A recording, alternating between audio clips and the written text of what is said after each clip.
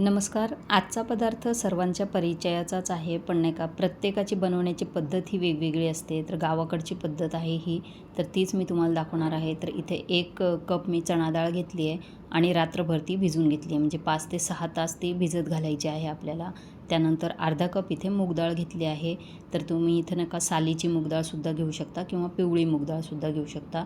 ती फक्त 2 ते 3 तास मी भिजवून घेतली. आता भिजवून घेतलेल्या डाळी परत एकदा धुवून घेतल्या आणि अर्ध्या-अर्ध्या आपण मिक्सरमध्ये घालायच्या दोन्ही समप्रमाणात आणि असं थोडंसं नाही का रवाळ त्याचं वाटण तयार करायचं. पाणी अजिबातच घालायचं नाही आहे.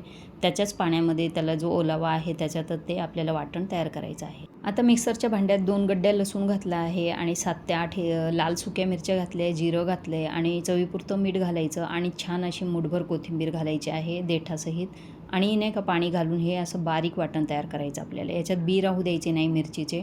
आता आपल्याला चवीला लागेल तेवढी मिरची याच्यामध्ये घालायची, चवीपुरतं मीठ घालायचं, 1 ते 2 चिमूट हिंग घालायचं आहे आणि त्यानंतर चिमूटभरच हळद घालायची अगदी थोड्याशा रंगासाठी.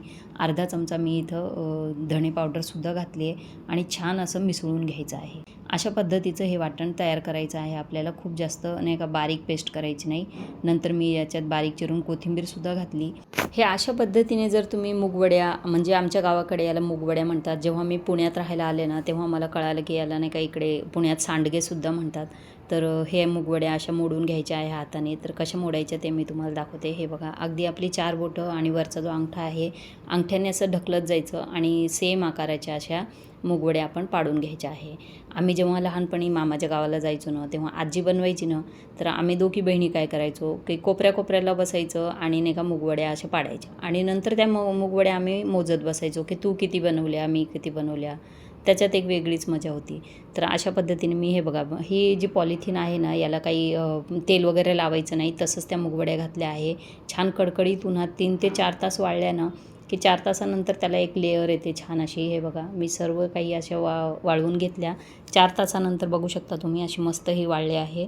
तर आता आपण नाही का याची जी खालची बाजू आहे ना, तीसुद्धा अशी पलटी करून ठेवायची आहे. म्हणजे ती दोन्ही बाजूने छान अशा कडकडीत वाळतील आणि मग नाही का वर्षभर आपल्याला टिकवायला त्या मदत होतात. म्हणजे खराब होत नाही, वर्षभर चांगल्या टिकतात. 1 ते 2 दिवस त्या उन्हामध्ये छान वाळून घेतल्या ना, की हे बघा असा त्याचा आवाज आला पाहिजे, अशा त्या वाळल्या पाहिजे. म्हणजे थोडासा पण ओलावा त्यात राहिला ना, तर त्या खराब होतील. आता मस्त वाळलेल्या मूगवड्या आपण एका प्लास्टिकच्या डब्यामध्ये भरून ठेवायच्या. याची भाजी कशी बनवायची त्याची रेसिपी लिंक खाली दिली आहे, ती चेक करा. धन्यवाद.